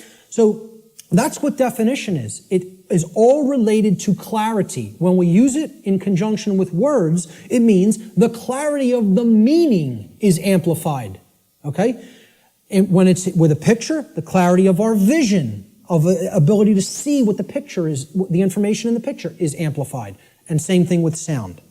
The more accurate the definitions that we have for words or concepts, the better our clarity of meaning and therefore our understanding of those concepts, words or concepts will be. So definition simply means clarity of meaning when we're applying it to words and concepts. So therefore, let's define natural law. So this is what we're going to be talking about for the rest of the day. We have to define it. The simple definition of natural is inherent, having a basis in nature, reality, and truth, not made or caused by humankind. So if it's natural, wasn't made by man. Mankind didn't make it. Okay? And again, the origin of the word, neter in Egyptian, means spirit, and all means of or related to. So of or related to spirit. It is all of nature, the spiritual domain. See, this is the other part. People believe that the spiritual domain is separate from the physical domain. This is a huge thread and a huge central focus in all of my work. If you think the spiritual domain is not where you are at now because you're in the physical domain, you're mistaken. If you think that the spiritual domain is someplace other than the physical domain, you're also mistaken. If you place emphasis on one above the other, and say, well, this one takes precedence and this one's not important. Either way you do it, whether you say the spiritual is more important and the world of matter should not be given any significance, it's imbalance. And it's not true.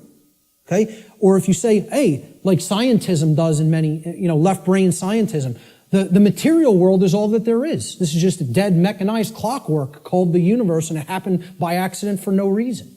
And there's no such thing as the spiritual domain. Both of these worldviews, and we're going to get to a breakdown of these worldviews, they're completely inaccurate, they're not based in truth, and most of all, they're based on brain imbalance.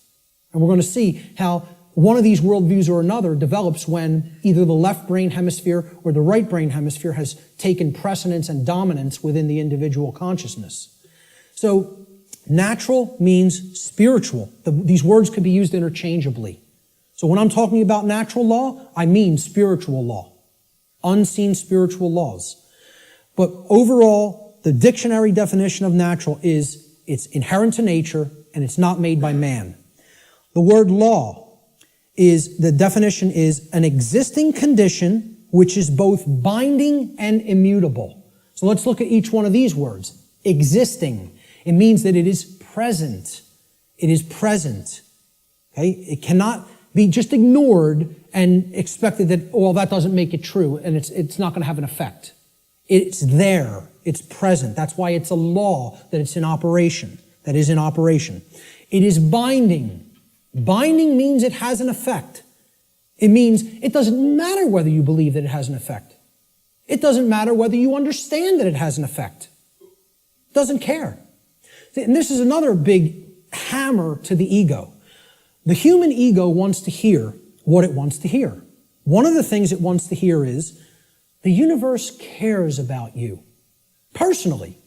It cares about John. It cares about Bob. It cares about Mary. It cares about Elizabeth, whatever. Okay? It cares about you individually as a being. Now, you could go so far as to say you believe that the creator of the universe cares about you. I'm not denying anybody or saying don't think that.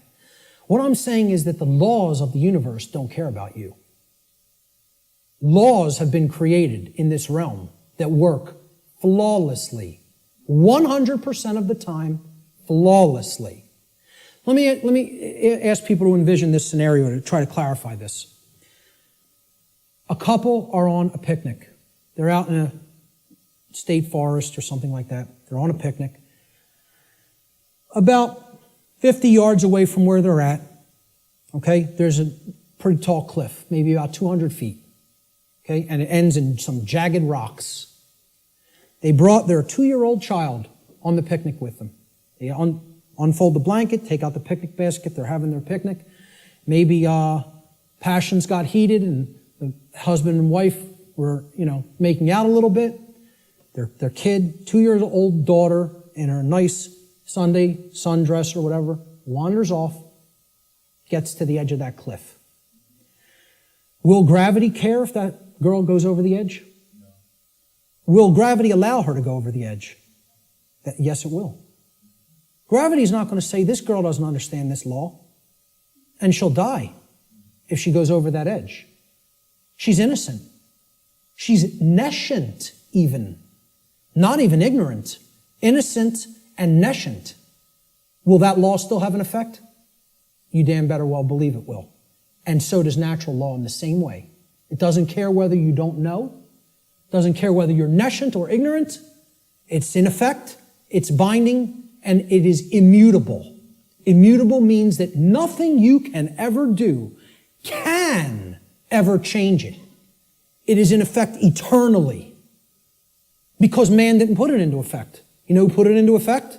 The creator of the universe put it into effect. And I don't really care what you think of that force as. You could think of it as an impersonal force. You could think of it as the man with the beard. You could think of it as this remote control. I don't really care what you think of it as. Personally, that's none of my business. But you know what? If you think of it that it's man that makes the laws, then I have a problem. Because man doesn't make these laws I'm talking about. The creator of the universe set these laws into motion, put them into effect, and they bind you. You and I are bound by these laws, whether we like it or not, whether we accept it or not, whether we understand it or not, they're in effect, and you are already creating the reality that we are experiencing based upon interaction with these unseen laws. Already. You're already doing it. You can never not be doing it. That's an impossibility. Okay? You're always creating, co-creating in harmony, in cooperation, I should say. Whether it's in harmony or opposition is a different story. In cooperation with these spiritual laws that I'm going to talk about, you are already creating in cooperation with them and can never not do so as long as you exist in the physical domain. Okay? So that's what the simple definitions that we're working forward with. Natural law doesn't mean anything other than this. That's it. It means, so let's put them together. Inherent, existing conditions. Conditions that exist in nature, which are both binding and immutable. They have an effect whether they're understood or not, and they cannot be changed. So what would be our requirement of knowledge here? What do you think should be done? If we are always working with these, do you think we're going to create something that is wise to create, that is good, that is in alignment with what we say we want, if we don't know how these laws operate? You know what's going to be created? A mess. Total chaos. Something you don't want. Something that leads to enormous suffering, which is where we're at. If, on the other hand, you have that knowledge of how these things work, then you align your behavior to them, you're going to create a whole new different ballgame. And then you're going to not have self-inflicted suffering. Okay? That's what this is all about. So let's give a working definition. This is what I call the soundbite, right? People say, well, tell me what natural law is, Mark. You have a few days? Maybe a large portion of the day like we're going to cover today. Maybe. Some people will get it. Okay? But really, you need to devote a large amount of time to studying this, understanding it, reading about it, and even experimenting with it. This is not an untestable hypothesis. Okay? And it's not a hypothesis. It's actually a law. But it's not untestable. You can test it. You can apply all the scientific methodologies to natural law. Same thing. Gather your information, observe, hypothesize, observe, test the results, publish the results. That's scientific methodology. The scientific methodology will be borne out for everything I'm talking about in this presentation if it is applied. Because this is not a religion. This is not some new age mumbo jumbo. This is a science.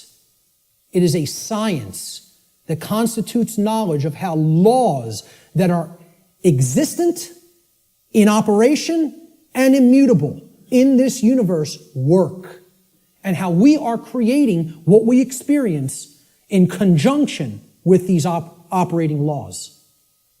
And man didn't put them into effect. Whatever created this universe put them into effect. I'm not here today to tell you what that is. Your job in your own personal experience is to get in touch with what you feel that is. I'm not here to tell you what that is. Now, I'm not here to tell anybody what that is. But my whole point is, it created these laws, and they're in effect. And if you want to stop suffering, and if you want the human condition to change, you have to understand how these laws work. There is no way around that. Knowledge of these laws is required. And this is what people in the so-called New Age movement and in religious communities and in other communities don't want to acknowledge. They don't want to acknowledge that work is required. So let's give a working definition for natural law, my soundbite variant, okay? I tell people who want the 6 o'clock news edition of what natural law is, okay? Natural law is universal, non-man-made, binding, and immutable conditions that govern the consequences of behavior, and specifically, at least on this planet, human behavior. I would say in the universe, it governs the behavior of all intelligent beings. Intelligent beings. Okay? Natural law is a body of universal spiritual laws which act as the governing dynamics of consciousness. The governing dynamics of consciousness. That's the working definition. Let's look at the dynamics between discovery and belief, the difference between discovery and belief. Because again, natural law is capable of being discovered, understood, and harmonized with. Now, does that sound like a religion? Religion asks people to believe, accept, and do without question. What this is saying, this exists, you're bound by it. The best you can do is to understand its operation like you would understand gravity, and therefore not just walk toward the edge of a 200-foot cliff that is bottomed by jagged rocks. If you're intelligent and you understand how the law of gravity works, you won't do that behavior. Okay? Just like if you're intelligent and you understand how natural law works, you won't do certain behaviors to create a prison for the entire species, for your entire species. Unfortunately, humanity has not reached that level of consciousness yet.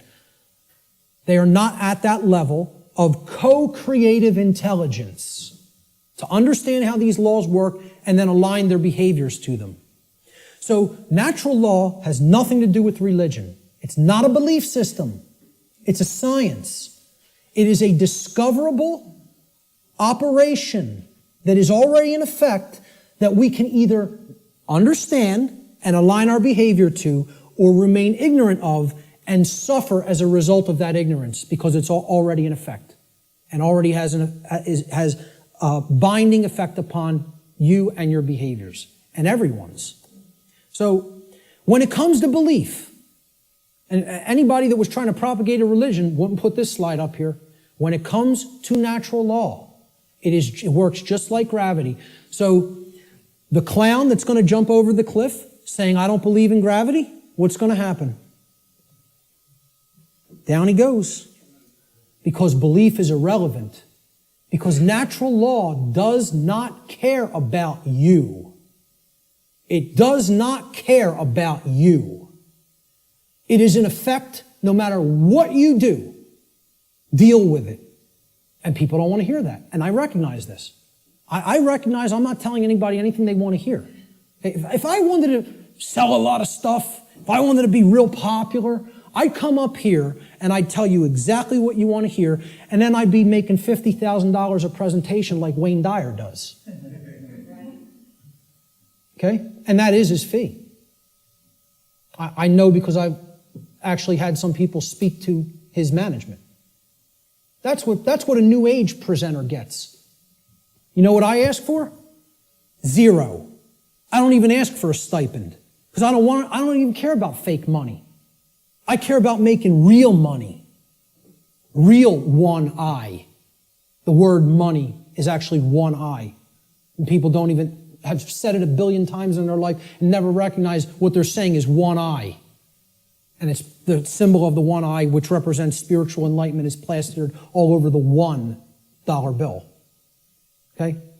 Well, this is the one. See, I tell people, I'm a poor man when it comes to the fake money, but I'm very rich in the real stuff. The real thing, I have tons of. The fake stuff, I don't do so well with, and I don't care. It's not what I'm concerned about. I know it's fake. Okay? So I don't ask for a stipend when I present. I tell whoever's setting up the presentation, pay for my travel and lodging. Hook me up with a dinner or whatever. That's it. I'll come out and speak anywhere. Okay? The point is, if I was trying to appeal to somebody's ego and what they wanted to hear, I would tell you your beliefs are very important. Your beliefs shape. And they do shape your reality. In a negative way, if you don't align yourself with truth and you want to stay attached to a belief system because you prefer it over what's real, okay? So when it comes to natural law, I'm not telling people don't believe in yourself. See, people will say, there's forms of belief that are good. Yeah, I acknowledge that. I understand that. Believe in yourself. Believe in your own ability to come to this understanding of information like this. But I'm explaining when it comes to a law that is existent in the universe, your belief doesn't matter. It's irrelevant. The universe doesn't care what those parents at that picnic whose child just went over the cliff believed. It doesn't care whether that girl doesn't know how gravity works. It's going to have an effect. You act a certain way, like a computer. Boom, you put this in, here's how you program this, that's what has to come out. Invariably. Invariably. It is nothing personal. Natural law is not a personal force. It is an impersonal force. That every single mystery tradition and occult tradition that has actually wanted to share this knowledge with people has been telling people about and attempting to tell people about since time immemorial. It is an impersonal force. It does not care about you. It does not worry or care in the slightest bit whether you understand it or accept it or not. It is an effect. You are bound by it. The end. And stop crying in your milk over it. That's it. No one wants to hear that. And I'm not so naive that I recognize people don't want to hear that I don't recognize that. I do recognize that. Believe me, I realize the wall I am up against in saying this. I get it fully. Fully. If I wanted to blow smoke up people's rear ends, I'd come up here and I'd say, the universe cares about you and what you believe. And it's going to gauge that, it's going to look at all that, and it's going to tabulate it, and it's going to say, well, what did he believe when he took this action? It's not going to say that. It's going to say, is this what happened? Yes or no? Yes? Here's the result. That's it. Unwaveringly and invariably. The human ego has a hard time with that. There was some popular TV show, I don't even remember what it was. Barb had downloaded it. And she was watching an episode, and it said, humanity's greatest fear is that truth is absolute. And I usually don't bother watching any television, okay? I download a couple of shows to watch them because they're allegories, and I want to pick apart the allegory. But I wasn't even watching this one, but I heard it, and my head snapped around. Whoa, that came through a network television show? How'd that happen? Humanity's greatest fear is that the truth is absolute. The ego has a hard time with the concept of any absolutes. It loves relativism. That's another part of the big trap of where we're at. Relativistic ideas, and especially when it comes to morality. We're going to talk about moral relativism. But the concept here is natural law does not require your belief to be in effect, no more than gravity requires your belief to be in effect. Okay? That needs to be understood. Human belief is completely irrelevant when it comes to the existence and operation of natural law, just as it is irrelevant in relation to any of the other laws of nature such as gravity, inertia, momentum, thermodynamics, or electromagnetism. Similar to such other phenomena of nature. The workings of natural law require no belief in order for them to be discovered and known. So what I'm saying is, your belief will not change natural law, but your inquiry into it can lead to an understanding of it. You can develop the knowledge of it if you are willing to open your mind and look at how these laws function and what we're getting as a result of our disharmony with them.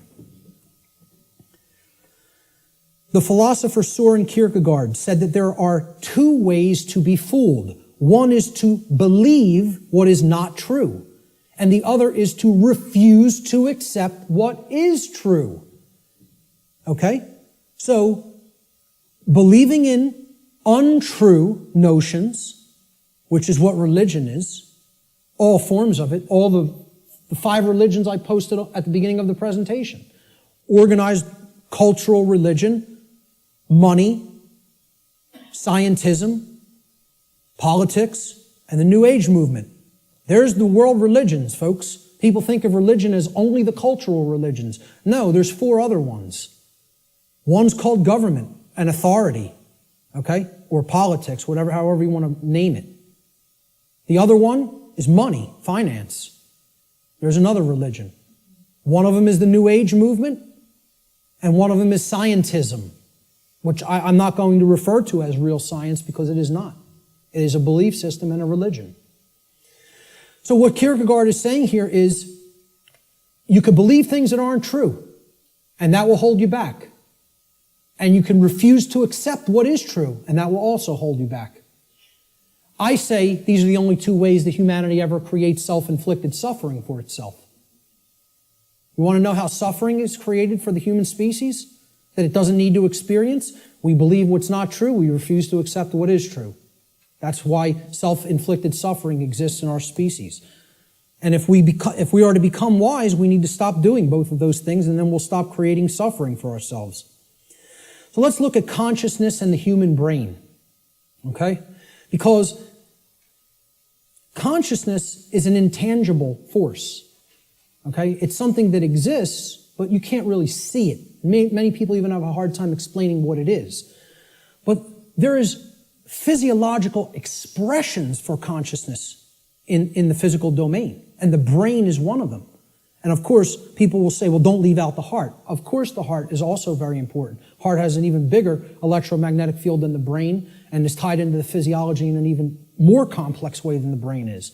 But we need to understand the basic structure of the brain to understand the types of imbalances that go on within it that lead to these debilitating conditions within humanity that continue to create suffering for us.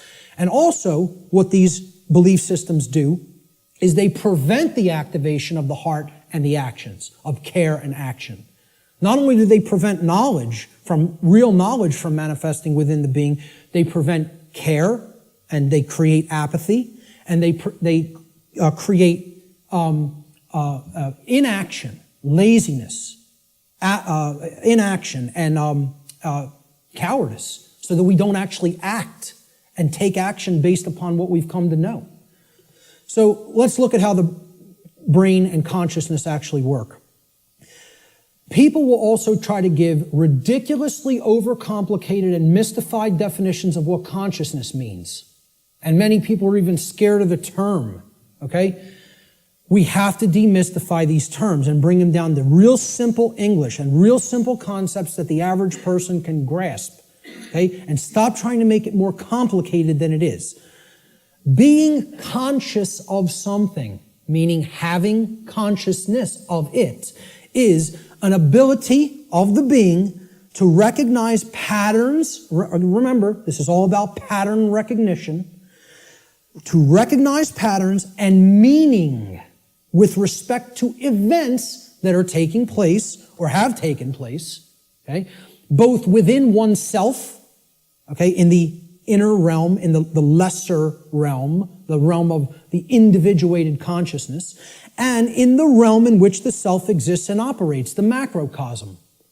So let's break it down, right? Ability of a being to recognize patterns and meaning with respect to events taking place within oneself, the microcosm, and in the macrocosmic world, the world at large. And the events taking place is the truth.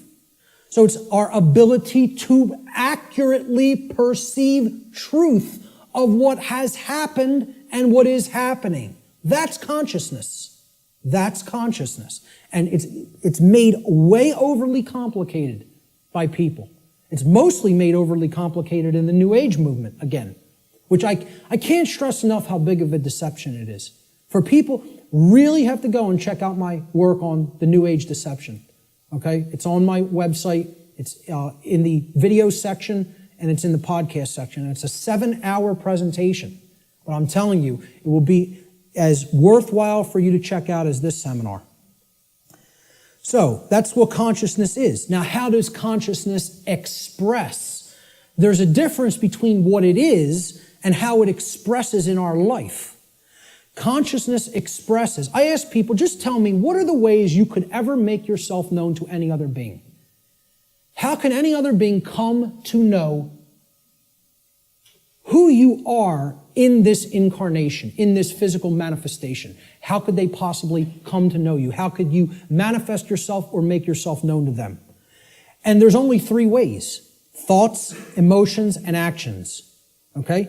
And I would say speech falls into the line of the combination of thoughts and emotions. And speech is also a form of action. I'm using force to, make the air flow over my vocal cords to make sounds come out so that you can hear what the concepts I'm trying to express. So it is a form of action. And it derives from what we have thought up to this point and the emotions that we have, and we could express it through speech. So thought, emotion, and action. Thought you have to look at as the creative force that is the expression for consciousness within the individual. Okay? So it's a neutral force. You don't look at your thoughts as masculine or feminine, do you? But you do look at them as creative forces. In order for anything to manifest in the physical domain, it had to first exist as a thought. This computer, somebody had to envision all the parts, how it works, how it's put together. Okay? This camera equipment, the clothes you're wearing, the seats, everything that exists had to first exist in the realm of thought. Had to. By law. Then it comes into physical manifestation through action. Your emotions are a polarized component, you could look at it as. It is a feminine aspect of consciousness. Because other people don't feel your emotions, they could perceive or sense them. You're the one who's feeling the emotions in your physiology. It's an internal expression. You feel emotions inwardly, inside in the physiology. Hence, this is a feminine expression for consciousness. It is something that is not externalized and put out. It is something that is felt within. So the emotions in the mind-body-spirit connection are the spirit in which we do something. Okay, so that's the feminine force or the spirit. Of course, thoughts are within our mind, hence that's the mind component of the consciousness. Then there's a marriage between them. Okay, so you could look at thoughts as the creative essence, which then blends with or marries to the feminine. Now, see, we're getting into a notion that is taught in many different religious traditions. It's called the Trinity. And I challenge anybody, go and look in any of the trinities that exist, in any of the religions. You can go back to Babylon. You can go to the Indus Valley traditions. You can go to the Egyptian and Cometian traditions, the Christian traditions. Every single religious tradition that has talked of a Trinity, okay, it is always a Father Creator, a sacred feminine figure, okay, of some kind that the Father then impregnates or inseminates in some form. And then from that offspring is born a male child. Always. Okay? What we're talking about here is the Father being the mind, the creative essence. Then the spirit or the emotions being the sacred feminine essence. Okay? Or the Holy Spirit, the emotions. And then the child, the male child, is behavior. It is the active or masculine principle that actually interacts with the physical world to change it. And hence, that is the only way to actually save ourselves. And again, people in religious thinking will immediately attack this and say, you're saying that saving ourselves will not come through faith. Yes, I am. Saving ourselves will only come through action. Action will save humanity. Faith will not do it. So, sorry to again, smash another egoic attachment that people have to religious notions. But these religions are created by the control system. Okay? People don't understand that exoteric Christianity is created by the dark occult, of the ancient dark occult mystery schools. They don't understand where this religion came from because they haven't studied astrotheology. And I'm not telling you there's no good concepts in any religion. I say take all the good concepts and leave the nonsense. Because one of the nonsense is that you need to believe in something to be saved from the current human condition. You don't need to believe in a thing. You need to know the truth. And right in their own religion, there it is. Let me just stay on this for a moment, because in their own scripture, the exoteric Christian scriptures, what is the one prescription that the Christ figure gives to the people when he is asked about freedom? He's only asked about freedom like once in the Gospels, okay? In the words attributed to his teachings. And they want to know what will save us, what will make us free, and what is his prescription? Truth shall make you free. No, that is not. There's something missing there. You're close. What is the actual saying? Know the truth. Knowing the truth will make you free. That's the prescription, even in exoteric Christianity. It's right there in the Gospels. But Christians don't want to hear that because the controllers in the church who came from the dark priest class gave them this nonsense that all you have to do is believe and everything will magically change. Well, good luck with that. When people's behaviors have no alignment with morality, you think your belief's going to change something? Again, let me know how that works out for you. And again, I'm not mincing words up here. I'm telling it like it really is. I don't care who it offends. So, the expressions for consciousness are thoughts, emotions, and actions which are likened to, in the consciousness community, of mind, spirit, and body. And it's a trinity. A father creator, which is the thoughts, the mind, the feminine essence, which is the mother of the trinity, the emotions, the inward aspects, the spirit. And then they give birth. When the thoughts and the emotions come together, they give birth to action in the world, which is the male child. This is very important to understand. I hope everybody is clear. This is our internal trinity, which constitutes the expressions for consciousness. Okay? So let's move on.